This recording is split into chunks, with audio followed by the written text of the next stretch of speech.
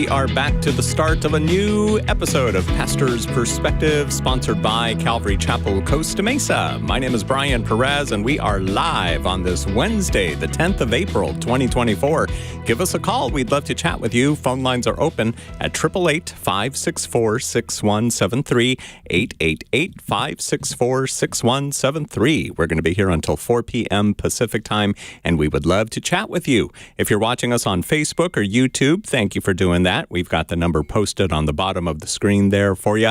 And if you have a question, though, we ask that you call us instead of writing it in the chat or sending it as a message or something, because we may not see it right away. But you can send it to us ahead of time using Facebook Messenger or by filling out the form on the Pastor's Perspective page of our flagship radio station's website, kwave.com. So the best way to get an answer is to call us, wait on hold. I don't know when we'll get to your call. I don't know if we'll get to your call. There's no guarantee that we'll answer your question, but we will try. 888-564-6173. That was quite the welcoming introduction. I'm not done yet. Brian. I had more to say. No, I'm joking. That's actually it. Answering your questions today, we've got Brian Broderson, the senior pastor of Calvary Chapel, Costa Mesa in Southern California.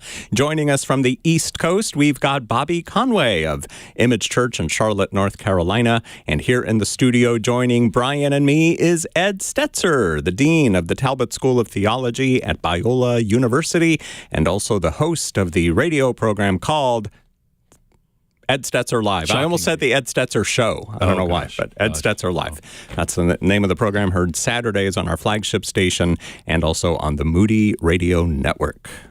When you almost slipped and said show, it reminded me of time in the past when we were chastised for using the term show to refer to what we did. Yes. We were instructed to call it a program. So it's not a show? Because a show, you're kind of song and dance, showing off, you're putting on an act. Okay. And this is just someone who called in to tell you their opinion about your... No, it was somebody with a little more authority. A little more gravitas. Yeah. With the Lord now, or... Yes, both of them. Yeah.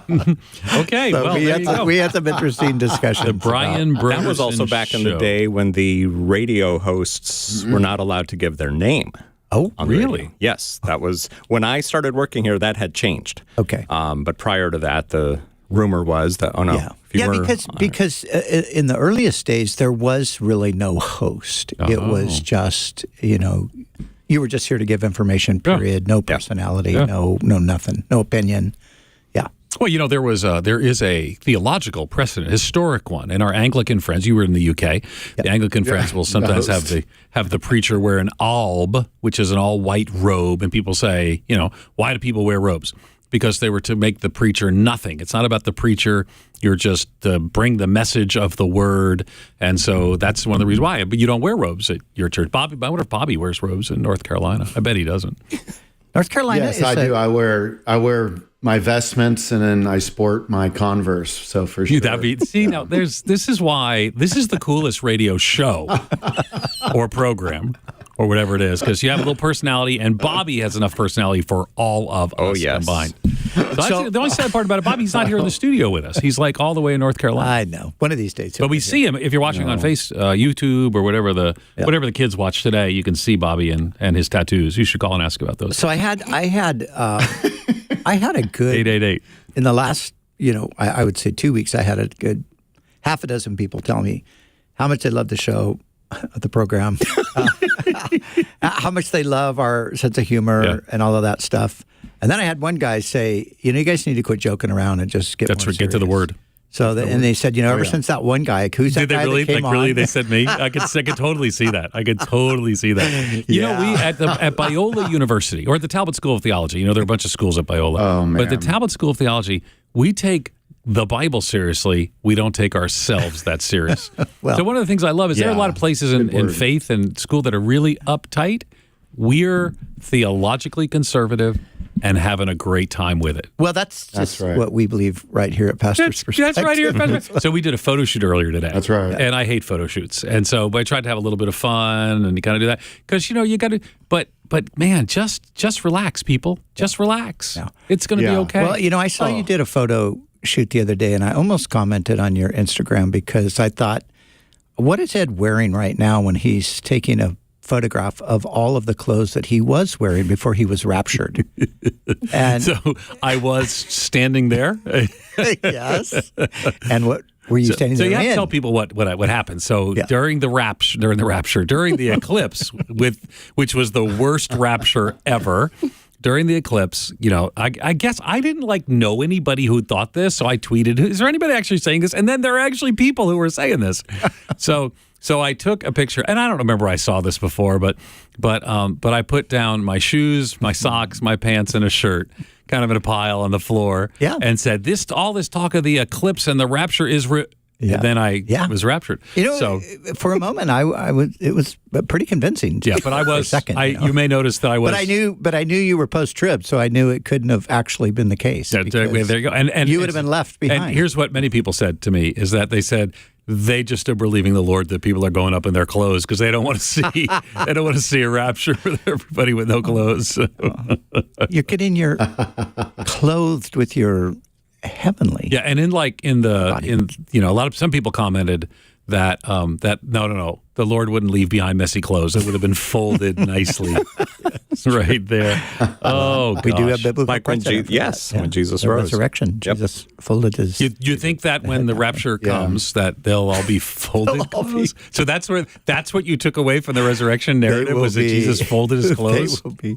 All the clothes. This is how people are going to really know it was the rapture. All the clothes will be clean, pressed, and folded. Yeah, but so that basically you're saying we're getting raptured with no clothes on, which I'm not No, sure. we're getting new clothes. on the way up. Yeah. Okay. Yeah. Heavenly garment.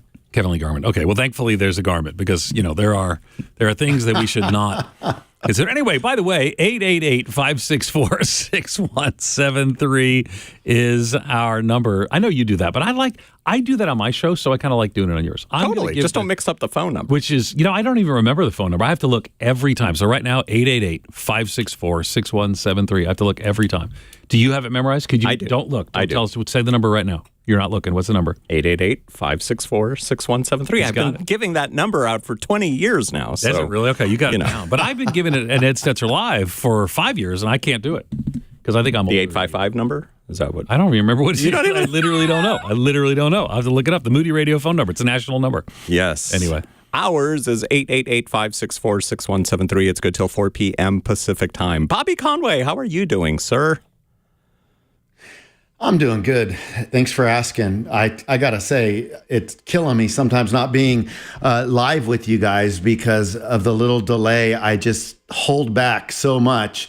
Ed just kind of goes off. And when I come live, Brian and I are going to mount him, just roasting him. But I have to just bite my tongue because the timing is everything with humor. So we'll have, for the people that are wound up about humor, we really get with it when we're live. And, I just got to say, I don't understand why Christians can get so sideways about that. I posted the other day a couple pictures that I've been working on, and I posted a picture of the Joker, and I can't remember Marilyn Monroe. who else. And somebody, Marilyn Monroe. Okay, yeah. And somebody said, "I can't believe that you did this. There's nothing godly about this." Well, number one, I've been working on Joker drawings for a video that I'm doing on meaning and objective morality. And number two, I sat and I listened to 6 hours of content while I was drawing it. But I just thought to myself, isn't that amazing? Like the Jesus juking. Like one time I posted, I'm excited about this football game. I probably watch one football game in the year. And this guy said, I just can't be friends with you anymore. So I'm like, I live as an apologist. I pastor a church, but I can't every post, just for some people, it has to have a spiritual meaning, as if that person that's juking you never turns to a secular song or never lets anything, enter his head, that it's always just Jesus. And so that kind of person, and it's when not I even, hear that stuff, I want to dig in kind of. It just drives me crazy. Yeah, because it's not the real Jesus. I mean, Jesus had fun, Yeah, he wasn't exactly. he wasn't a fuddy-duddy. I mean, the Pharisees were the fuddy-duddies. They were the joy killers. They were the ones who were always Exactly. putting the kibosh on everything. The disciples are just walking along. They're having a good conversation with Jesus. They're plucking some grain and chewing on it. And the Pharisees are like, what are you guys doing? You're breaking the law. You can't do that today. And there are still people in the church like that. I always love this line from many years ago. You guys might remember the satirical musician Steve Taylor. Yeah, I want to be a clone. Yes. But he had one lyric that said this, and Ed, you'll appreciate this, having lived in the Bible Belt. The Bible Belt folk think living is a sin, so they all start dying from the day they're born again. Ooh. And, I have found that actually it seems to be true for some people. Yeah. So do you know that I have that song right now on my phone? Like I could play that. I don't know if we're allowed to, but I could play that song. It's from Meltdown. Yes. In Meltdown. 1983. Right there. They can't see it, but am I telling the truth? That's on my iPhone right now. Not like I don't use Spotify. That's on my actual iPhone library. Yeah. And so, And what's the title of that song? I'm not sure which one it was. These Bible Boat think they live. Is that we don't need a Meltdown, Madame Tussauds, Hero, Jenny, Baby Doe. Jenny. It's Jenny. It's Jenny. Oh yeah. Here it is, right here. So can I play it? Is it like, am I violating a law? Speaking of royalties, there it is, right there. So there you go. All right, Steve Taylor, we owe you a nickel. Is that right? I think if we didn't play it long, we don't owe anything. I'm not sure how it works. Copyright's not my strength. Okay, enough fun. All right, that's right. Let's get to the gospel. Get serious. Let's get to judgment. Exactly. 888-564-6173 is the number to call. And if you didn't hear me say it, Ed, you say it. Oh, 888. I got to look. 888-564-6173. Do you have it memorized, Brian Broderson, pastor? I've had it memorized for 20 plus years. Okay, you've been doing it for 20 plus years. Okay, well, that's fair. Every day. I only do it once a week on Saturday. So cumulative mentions is much higher for you guys. All right. Anyway. For sure. Okay, we're going to start our time on the phones with Sophia in Riverside, California, with a question about the rapture. Go ahead, Sophia.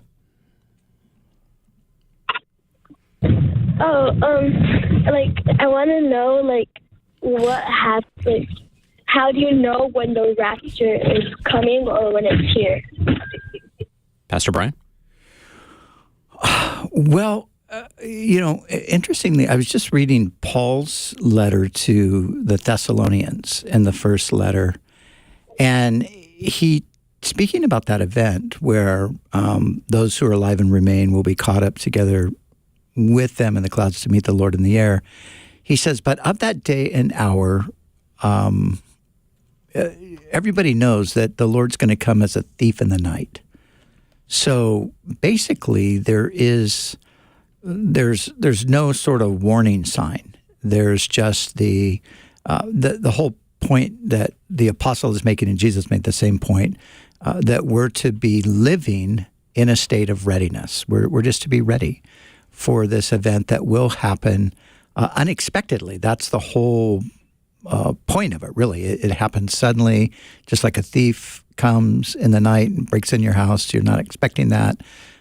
So that's what the rapture will be like. So now people will say that since the rapture precedes the second coming, if we see signs around us that seem to point toward the nearness of the second coming, then of course the rapture precedes it. So the rapture is probably closer than we think.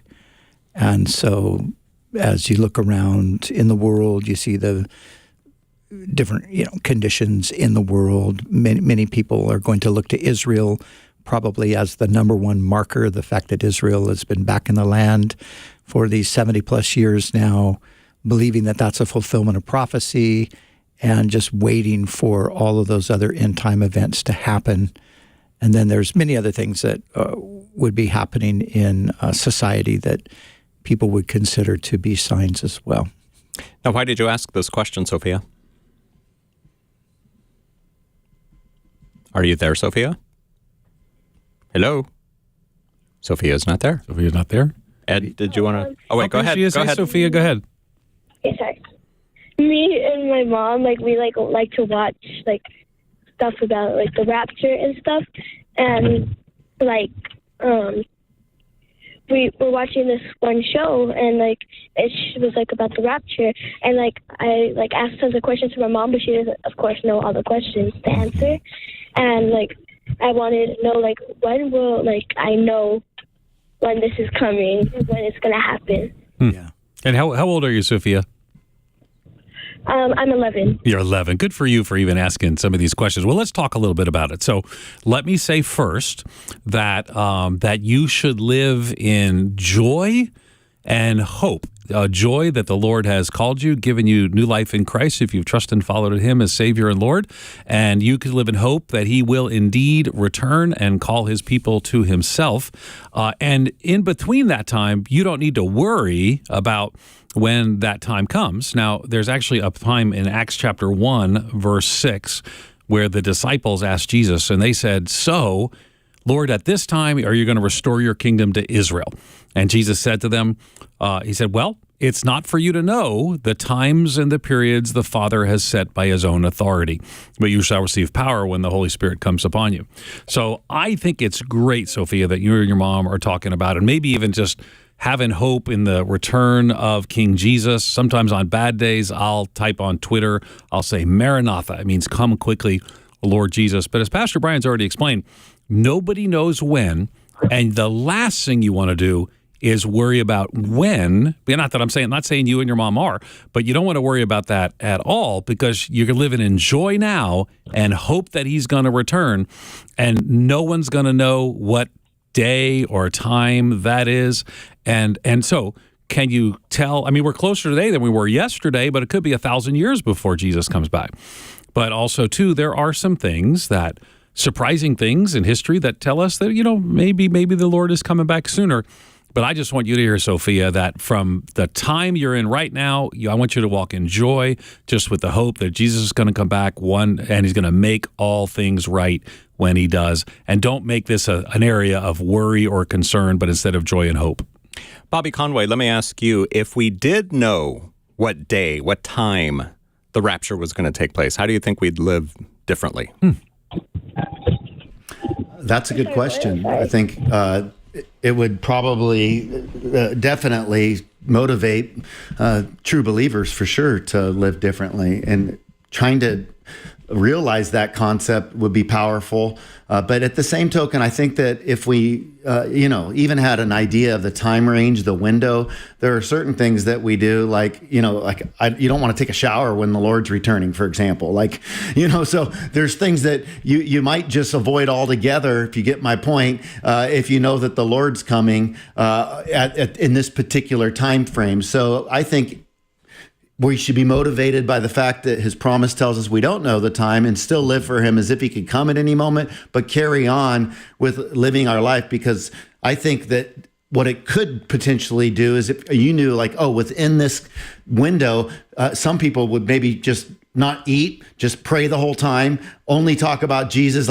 They wouldn't live their life at all. There would just be a sense of, I got to just be totally focused, because in this moment, in this window, when He shows up, I don't want to be in the shower. I don't want to be eating. I just want to be praying. So whatever that might be, I think for us, we should just be motivated to live for Him. It's a hard concept, honestly, because so many people have believed, when I'm reading 1 Thessalonians and through the New Testament myself, it's a lot of these people were really confident, this is just right around the corner and we're 2,000 years out here. And so after all these false prophecies now that have happened, it can be wow, it's almost one of those things that's hard to even believe. I don't mean that in a heretical way. I just mean there are some things that are just so hard to grasp that I can't do apart from just, it's in the Word. I'm going to have to trust this. But this idea of just picturing this second coming of Christ in this moment, and then being in the millennial experience with non-believers walking around people in glorified bodies and not repenting of their sins. I mean, there's just some interesting stuff that all I can do is just sit and go, Lord, help me to not get in my head, because that can be a lot to digest. Pastor Brian. Yeah, we don't need to go on and on forever on this, but I do think that When Jesus spoke those parables and he talked about his coming as a thief and so forth, there was always one message that he was communicating, and that was simply be ready. Live in a state of readiness. And that means, like what Ed said, live your life for Jesus. Just live for the Lord, live in joy, live seeking his will. And when the rapture comes, it will come. I think we've gotten in the habit of trying to figure it out, so much so that anytime any kind of event happens, and this is almost exclusively an American thing, anytime anything happens that's going to unsettle our lives in America in any way, shape, or form, or potentially do that, automatically we go to the rapture. Must be that the rapture is going to come. And there's a bunch of people doing that right now. They did it over the eclipse. There's a bunch of people doing it around the election because, it doesn't look like we really have any viable candidates from a Christian standpoint. So I guess the other alternative is the rapture. I'd be in favor of that. Well, I would too, quite honestly. Can I Maranatha? Can I say come quickly, Lord Jesus? I would You're right in. But we don't want to create a false hope either, and we don't want to neglect the fact that Christians have lived through rough times throughout history, and we might live through rougher times. It doesn't mean just because society starts to unravel doesn't mean necessarily that the Lord is going to come back. Look, I've been teaching and preaching on this subject for 40 years. And what I've learned in 40 years is to just let the Bible say what it says and be really careful about adding things into it from the current cultural moment, things that are going on geopolitically and things like that. We just have to be careful. And I think if we were a little wiser there, I think it would be helpful. And we people. think Sophia in Riverside is awesome. She is. It's amazing. Yeah. But it's so great. Yeah. 11 years old. Wonderful. Bobby had another thought, I think, and then we'll go to the next one. Yeah, but my simple thought is this. I was touched when Timothy Keller opened up about his thoughts on heaven after finding out he had, stage 4 pancreatic cancer. And he just realized how much he needed to lean into that because here he had taught it and he believed it, but he really had to believe it with that prognosis. And I thought, man, that is just such there's so much about the end that it can make us feel insecure at times, honestly, like the thought of just death or the thought of leaving what we're used to, that especially if you struggle with anxiety like me, I can get anxious about anything. So when it comes to how this is all going to come together, but isn't it encouraging? Like I think sometimes when we just stop and think about, wow, like just being in heaven forever with our loved ones and with the Lord, it's such a beautiful thought when we let it kind of sink in. And it's almost hard to believe like that we're going to live forever. We're going to be with Jesus. We're going to be with our loved ones. We're going to know perfect emotions. I mean, that is so exciting that in one way, if you think about it and let it resonate, you could get really discontent. And I think Paul struggled with that, feeling this tornness.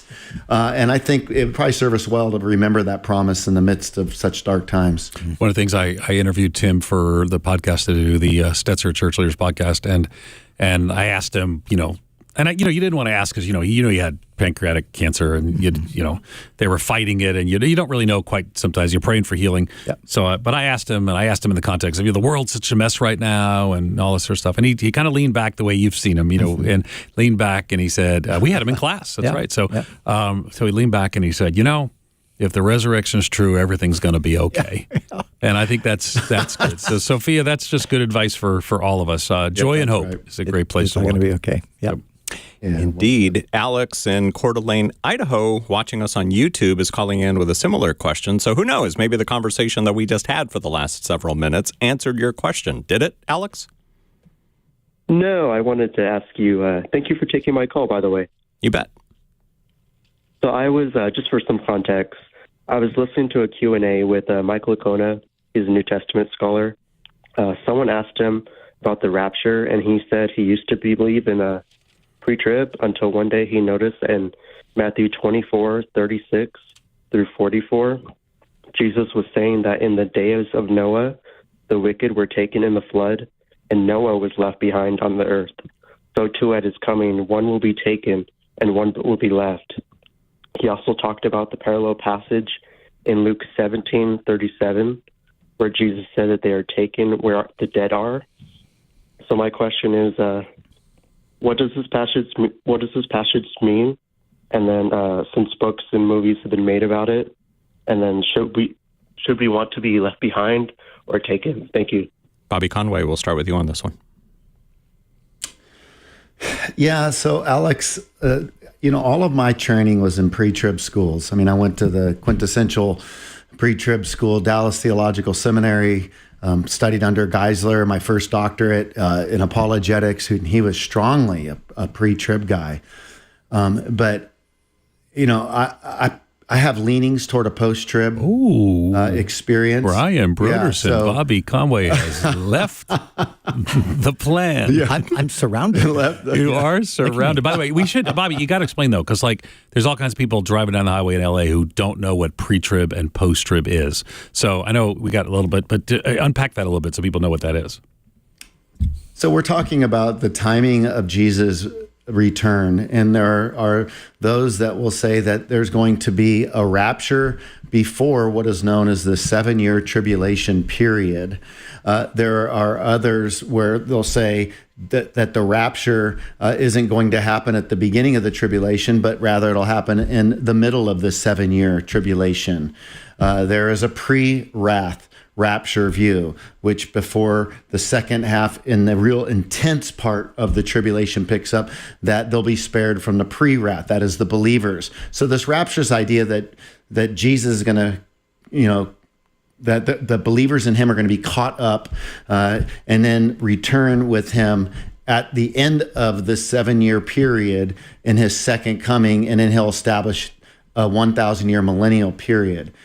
For me, as it comes to this timing thing, at the end of the day, I really just don't know. But I tend to be a person who can look at some of these passages, and it's simpler for me to roll them into one. But I recognize that as a post-trib person leaning that way, not settled, that there's questions that I would have with that as well. I think my concern that I've shared with the pre-trib point is, when I taught through the book of Revelation, I shared with the flock, and I said, look, if I hope pre-trib is right, but I want to be fair and give the different options and let you know there's been other great Christians that have different takes on this.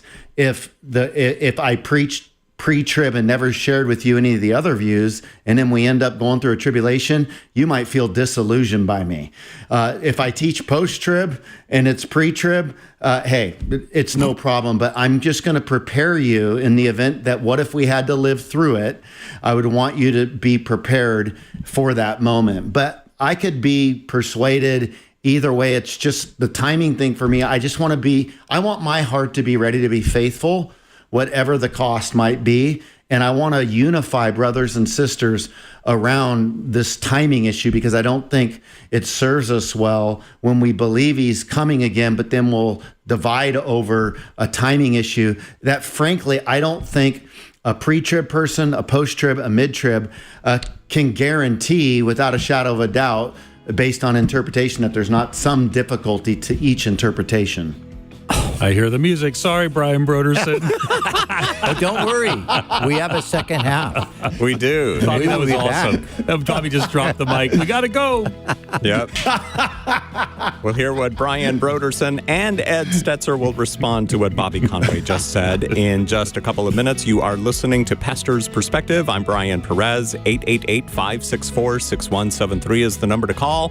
888-564-6173. We are here for 30 minutes more. 30 more minutes. More 30 minutes. Something. One of those. 888-564-6173. Call us up.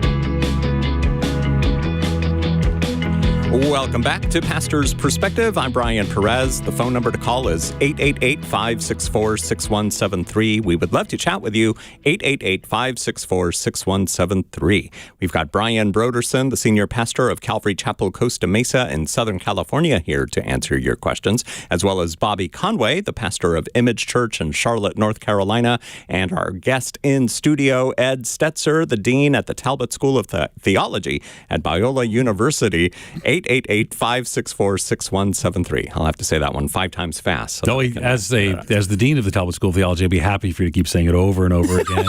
And you can go to biola.edu. Anyway. Yes, biola.edu. Edu is how to find out more. We bid adieu. Okay, so we're talking about the rapture, pre-trib, post-trib, etc. Alex called in from Coeur d'Alene. We heard Bobby's answer. Pastor Brian, what say you? Well, Alex, I want to just address the text that you mentioned, and look at Bobby laughing over there in North Carolina. No, I thought he was just going to call me a heretic right off the bat. During already, the break we said that. We've settled this. Yes, you guys have had this discussion before. This is what happens when you're on a Calvary Chapel radio program. It's always a question about the tribulation. Okay, so in the days before the flood, people were eating, drinking, marrying, giving in marriages. And Noah entered the ark. They knew nothing about what would happen until the flood came, took them all away. This is how it will be. Okay, this is verse 40. 2 men will be in the field. One will be taken, the other left. 2 women will be grinding at the mill. One will be taken, the other left, and so forth. So here's the thing, Alex. There are pre-trib people who would look at this passage and see it as a rapture passage, but there are plenty of pre-trib people who would look at it and not see it as a rapture passage. So many many scholars who hold a pre-trib position would even argue that it's questionable whether Jesus ever really referred to the rapture himself, that the rapture was something that was a revelation that was given to Paul, and Paul's the one who sort of unpacks it. And so this passage here, I think it's not one taken away in the rapture and one left behind.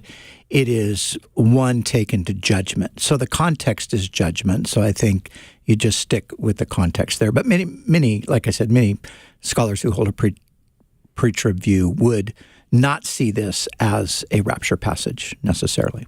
Ed Stetzer, what say you? I say you guys spend too much time talking about the rapture in Calvary Chapel world, is what I say.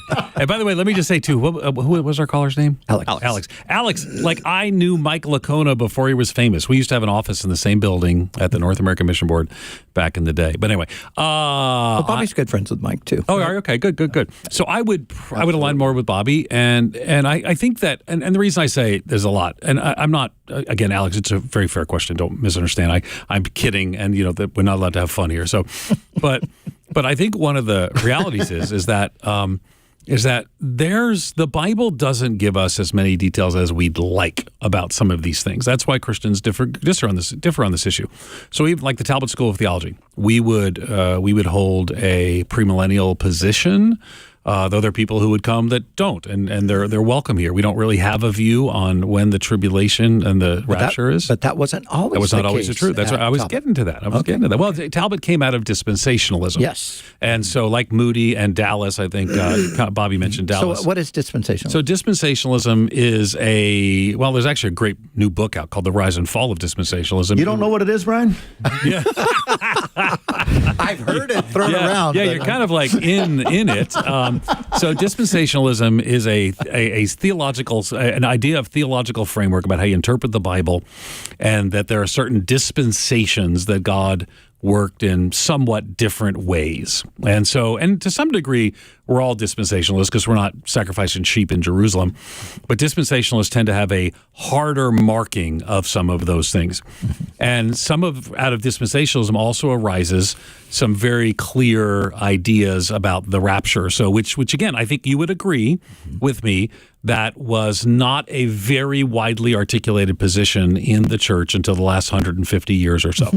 And so I think we talked about Irenaeus would have held that view, the early church father.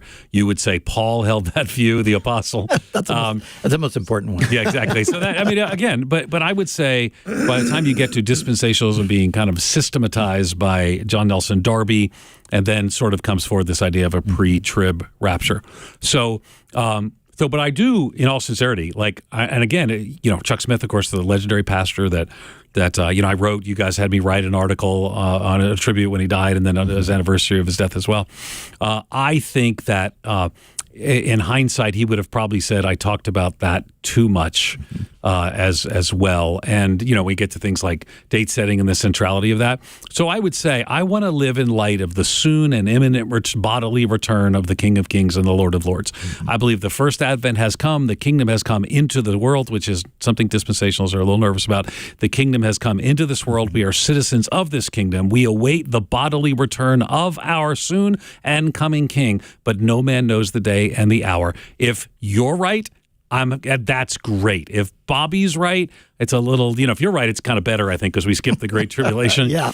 But here's the thing. I like that. I think believers in North Korea are going through a Great Tribulation right now. And I think that the idea that a lot of Christians have, because they get this truth, that they're going to kind of miss the hard times, does not speak to 2,000 years of church history, where people have been, torn apart. They've been put on stakes. So you might very well go through a great tribulation. And when the rapture happens, Jesus is coming back for his own. I think is less important that we live in light of the soon and coming return of Jesus. Yes. Yeah. But there's no, I don't disagree with anything you said. And I do, we've had these conversations. And I think before. you have, at Calvary Chapel, Costa Mesa, you talk about this less than they would have decades prior. Yeah. To me, it's not an emphasis. Right. So it is an emphasis in some Calvary Chapels still, meaning. And it, of course, was an emphasis with Pastor Chuck, and he very much hoped that it would be the case. And I think one of the things for him, I know this is a fact because he said it to me. He said to me one time in a personal conversation, he said, I'm just disappointed. I thought the Lord would have come by now. Yeah. And for Chuck, what it was is he lived long enough. He was one of those guys who saw the country go through so many different phases. And in 10 years ago, he could see the writing on the wall that things are only going from bad to worse. So I think for him, the thought of his family, the thought of his grandchildren growing up in an insane world like we're living in right now, it was too much for him. And he just thought, Lord, surely we should have been out of here by now, But again, that's where I think, and this is a particular, I've preached in a lot of different places in the world, and quite honestly, in America, and only in certain parts of America, does this message really fly. You go into other places and you start giving a rapture message, and they're looking at you like, what are you, out of your mind?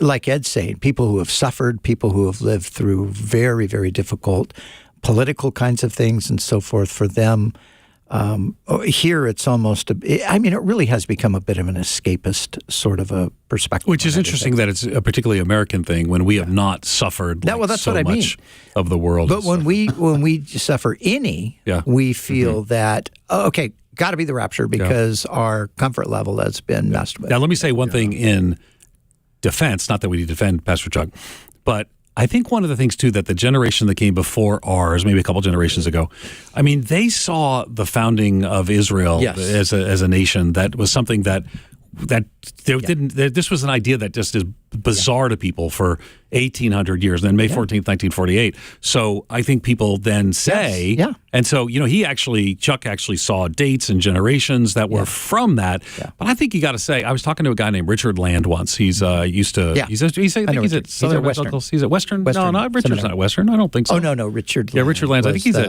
ERLC guy. He was the ERLC guy. So I'm not sure where he's working now. But I said to him once, because I don't hold the same view that you and Richard hold the same view. Yeah. And I said, so if all these scholars have sort of moved away from this, and as you know, there's not a lot of 40-year-old scholars who are dispensational or hold the pre-trib rapture. Oh, that's dummies. And, it's fair. It's fair. But so what he said is, I said, so why do you think that people still hold that? And he says, well, it became a lot easier after the founding of Israel. So I do think if you see Israel as a sign, the refounding of Israel as a sign, and I look and I see what happens in the prophecies as there's still God's still got work going to be doing work there, then I think that you could see why people got very excited about this. And what I would say is, it reads a lot like 1 Thessalonians, and then what happened is the people in the New Testament realized it's going to be a lot longer than we thought, and I think Chuck eventually realized it's going to be a lot longer than we thought. Yeah, I do think the big shift in history in regard to this came in the 4th century. And in the 4th century, especially through Augustine, this is where the whole eschatological picture changed, because he pretty much embraced what we would know today as amillennialism. Okay. No, I think that's fair. And I think he's such a towering intellect and figure that I think he becomes the default person now. So you just, whatever Augustine said, that's what we go with. But I still contend that just a simple reading of the biblical text, especially the book of Revelation, I mean, when you try to get a preterist interpretation, like this has already happened, and you try to fit Nero into it and everything, it's just like, no, please, come on. Well, I just talked to, just before the show, I interviewed Matt Chandler, our mutual friend, about he's got his new book coming out. His new book on Revelation. Right, on Revelation. And I kind of pressed him a little bit on millennial views just for fun. Of course, it's not even much in his book, but I just had a little fun with it, because everyone is sort of interested in some of those things. But I agree. And I listened to Matt's entire series on that, and I thought it was some of the best preaching on the book of Revelation I have ever heard. Yeah. Absolutely phenomenal. And he didn't really even address so much the eschatological And that's just why I did it just for fun in the podcast. And it'll be out in about his book's out May 4th, and the podcast released right around then. But it was great preaching, fantastic preaching. But you were with us, but Matt and I were having lunch in Jerusalem. Yeah. And you remember our tour guide, of course, was very pre-trib. Very pre-trib, and so we were having lunch and we're sitting around the table talking, and Matt just said, well, just know this, if they start lining people up to get a mark, I might change my view. Yeah. So I said, okay, well. That's fair. That's fair. At least he's open to new things. But in the history of the church, 2,000 years, I want you to admit here that this is a relatively new high-level emphasis in the history of the church. I will not admit that. Fair enough. I tried. Bobby, I tried. I will say in the first 3 centuries of the church, this was not the position. It became the dominant position until 150 years ago. But you're saying in the first 3 centuries of the early church fathers, you could only find Irenaeus with a clear view of this. There's more than Irenaeus. But beside Irenaeus, there's not. None of those guys were inspired scripture writers. I know. I agree. The Bible trumps them all. Yes. I'm with you. And that's why you would want it to be clear in the Bible itself. Let's look at the biblical text. I do. Amen. Okay. Bobby Conway? Well, for me, what I'd want to say is my hat's off to you, Pastor Brian, for just leaving room for this conversation, because you kind of are the head right now of the Calvary Chapel movement, and unfortunately, not everybody would agree with really that, does. Bobby, but well, that's true, but of CGN. But I will say, in defense, it does bother me because I have the privilege of knowing you and spending just quality time with you up and close, and to think that anybody would want to ruffle your feathers of like, oh, you know what, you've gone liberal or whatever, just because you listen to other voices. I mean, you are somebody that's a young earth creationist, a pre-trib guy, an inerrancy. I mean, the Trinity. I mean, Amen. You couldn't be more conservative on these ways, and it's not even a change at all from even. It's just you're non-legalistic, you're gracious, you're willing to hear other voices. And I think that that's really important. In other words, you think the church is bigger than Calvary Chapel. I think that's a good thing. I think it's a true thing. Yeah. I mean... Great conversations today on Pastor's Perspective. Remember, we archive all of our episodes. If you want to go back and listen, take notes, share with friends, we archive on Facebook, YouTube, Spotify, Apple Podcasts. Gotta say that at the end. I love saying the word podcasts. I know. Sometimes, like you write out podcast, and you forget to put the S on, and then you realize, oh, there needs to be an S on this. Wow, this conversation shifted very really dramatically. Just like that. Wow, and That's just like what that. we do around here. We just go from one thing to another. On the show. Okay, we have talked about the rapture almost the entire. Yeah, I know. Yes. I know. This is very Calvary Chapel. Ed loves it. So, it's all good. I just know Jesus is coming back, Yeah. and I'm ready for him to return. Me too. And I want to live in light of his soon and coming return. And you can't lose with that view. I mean, that's true. the view that you can't lose with. And hey, bro, I'll say if we've got time, that line number 7, there is a hot podcast that just came out that I'd love to just give, and that it's really relevant. I didn't have Bobby gets to can see we what talk to lines or Robin? people are calling in. Yes. That's it. Bobby's like amazing. Yes. You can see him too if you. I know, but I'm in the studio. Bobby's in North Carolina. This technology is amazing. All right, we're going to go there. We'll go there. All right. Yeah. Robin in Virginia, listening on Equip FM. Thanks for calling in today. Hi. Can you hear me? Oh, yes. We can. We're hoping you have a question about the rapture. No, I'm just kidding. Go ahead, Robin. don't, Go ahead. actually. Please do. But I've heard your whole talk. Thank you for helping us move on. Really about mine is about prosperity teachers. I don't follow them. I used to before I knew better. But I have a sister who really, really goes by what they say. She has one of their Bibles with their name on it. I'm not going to name any names because I'm sure you know as well as I do who they are. It just bothers me because I tried to show her where especially one individual woman, where what she says is not in line with what the Bible says. Mm-hmm. And I don't know how to talk to her. Okay. Bobby Conway, what would you say to Robin? Well, I'll briefly say this, and then I'd love to hear you guys talk on this.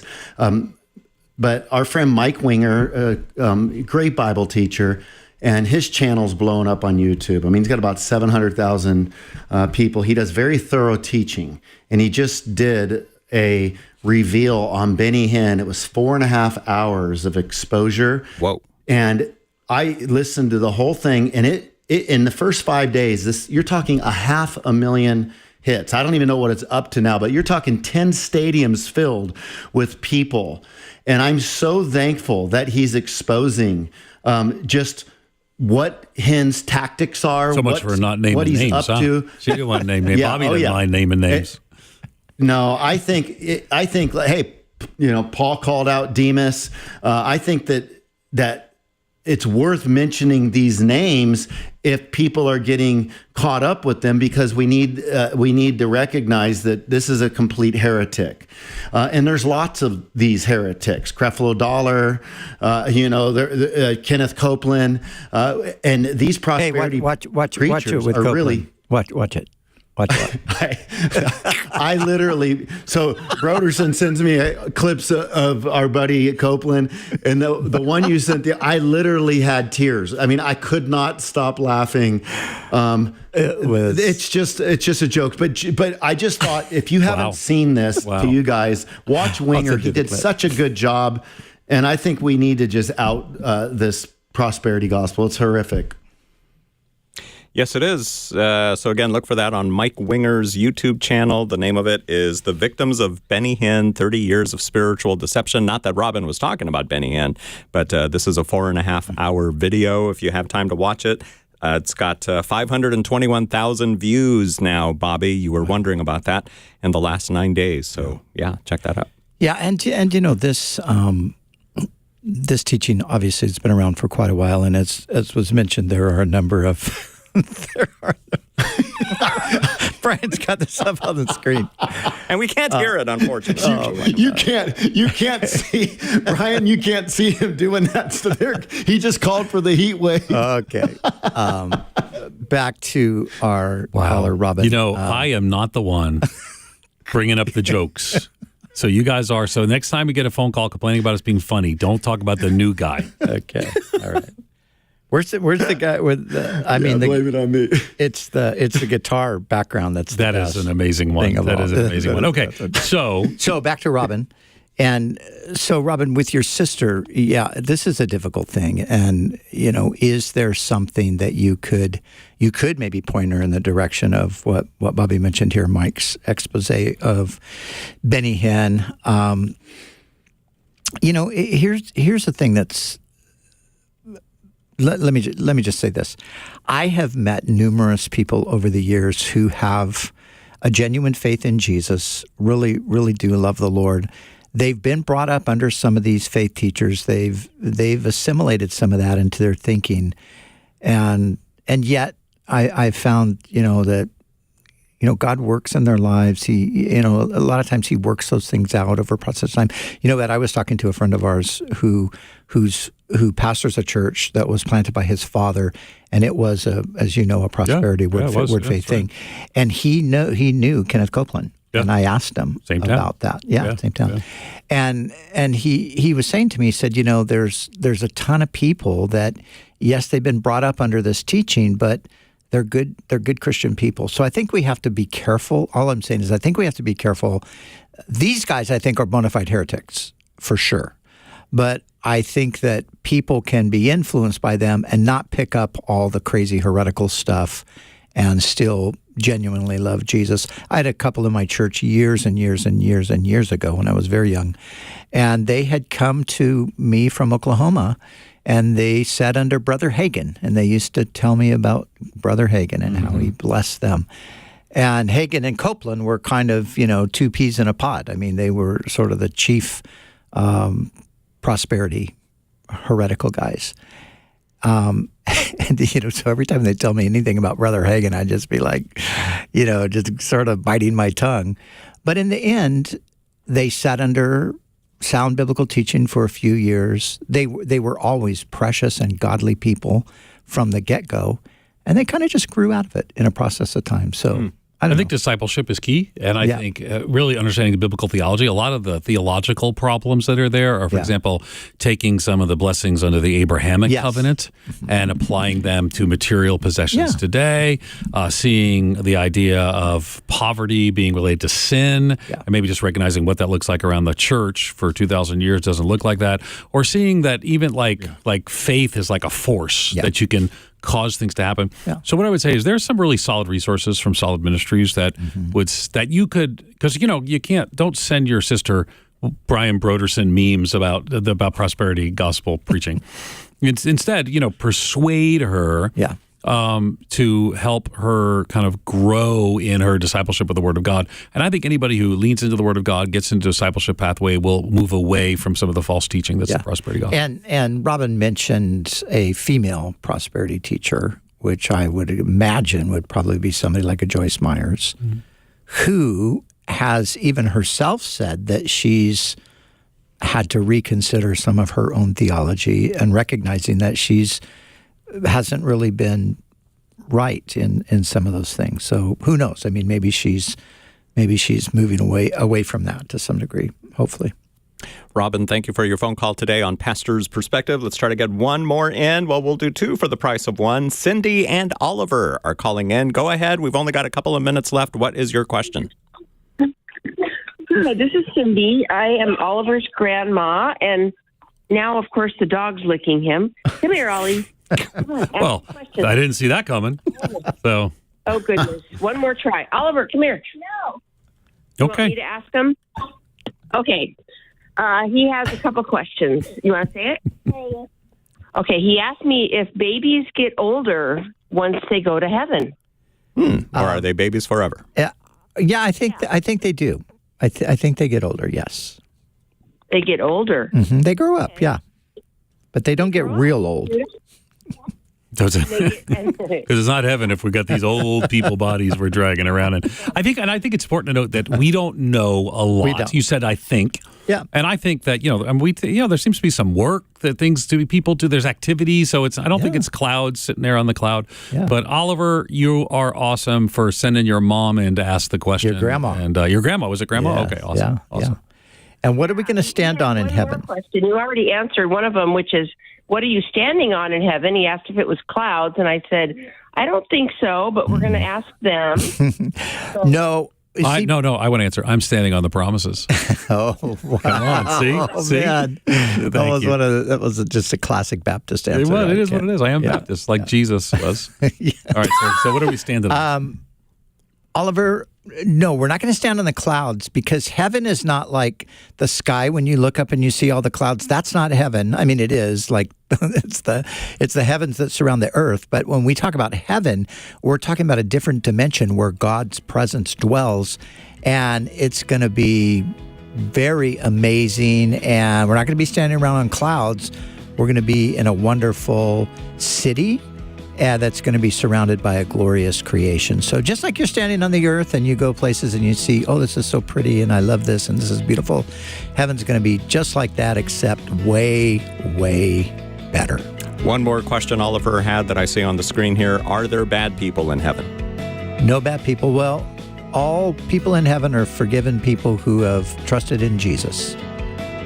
So formerly bad people. Formerly but no bad. bad Now there's people. No sinning no people. Sin. No sin. It's holiness before the Lord. Yep. Cindy and Oliver and everyone else, thank you for calling in today. Sorry that we couldn't get to all of your questions. Try again tomorrow. We'll be here at 3 p.m. Pacific time. For Brian Broderson, Bobby Conway, and Ed Stetzer, I'm Brian Perez, and Pastor's Perspective was sponsored by Calvary Chapel, Costa Mesa.